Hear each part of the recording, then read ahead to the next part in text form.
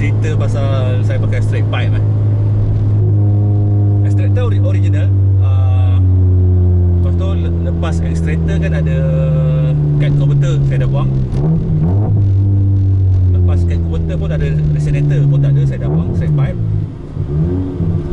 Dan muffler kat belakang tu saya hantar cuci, hantar servis bagi kilat saya.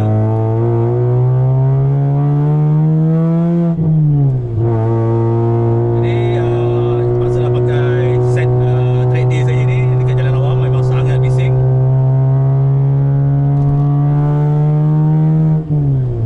Tapi yang penting dia tak berdengung dalam kereta sebab resonator saya dah buang, resonator. Jadi dia tak berdengung. Memang lawas lah.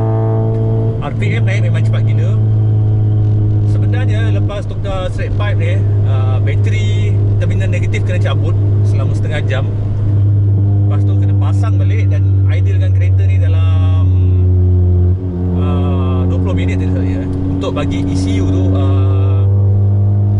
ECU dapat bacaan baru, setup exhaust yang baru ni.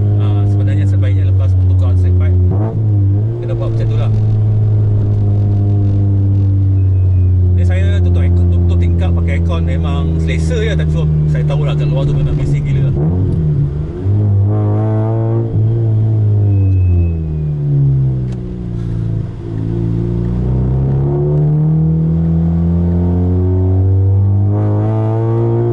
Yang penting dia tak droning.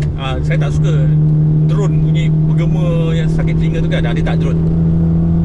Dia okey lah pada saya, daripada geng-geng RS8 Arcade. Piping saya setup dia original Jepun, 2.3 inci sahaja, tak perlu kata ni NA tukar tebu nak masuk 2.5 ke atas.